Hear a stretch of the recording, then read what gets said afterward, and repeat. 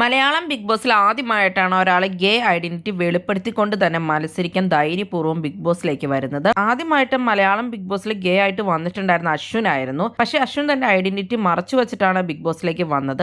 പിന്നീട് ഒരു അവസരത്തിലാണ് പുള്ളി അത് പറയുകയുണ്ടായത്. മലയാളി പ്രേക്ഷകരെ ലെസ്ബിയൻ ഐഡന്റിറ്റി ഉള്ളവർക്ക് കൊടുക്കുന്നതിനേക്കാളും മോശമായിട്ടുള്ള റിയാക്ഷൻസും കാര്യങ്ങളും ഒക്കെയാണ് ഗേ ആയിട്ടുള്ളവർക്ക് കൊടുക്കാറുള്ളത്. യൂട്യൂബിലാണെങ്കിലും ഇൻസ്റ്റാഗ്രാമിലൊക്കെ ആണെങ്കിലും അങ്ങനെയുള്ള ആളുകളുടെ പോസ്റ്റിന് താഴെയുള്ള കമന്റ് ബോക്സ് കാണുമ്പോൾ നമുക്കത് മനസ്സിലാവുന്ന അത്തരം ഒരു ഐഡന്റിറ്റി പറഞ്ഞ് വോട്ടിംഗ് അടിസ്ഥാനമാക്കി വിജയി പ്രഖ്യാപിക്കുന്ന ഒരു ഷോയിൽ ധൈര്യപൂർവ്വം വന്ന് ചരിത്രം സൃഷ്ടിച്ചിരിക്കുകയാണ് മിസ്റ്റർ ഗേ വേൾഡ് ഇന്ത്യ 2023 റണ്ണറപ്പും ഫസ്റ്റ് അവർ മിസ്റ്റർ ഗേ കേരള ടൈറ്റിലും നേടിയിട്ടുള്ള അഭിഷേക് ജയദീപ്. താൻ ഗേ ആണെന്നുള്ളത് തന്റെ അച്ഛനെ അറിയില്ലെന്ന് പുള്ളി പറയുകയുണ്ടായി.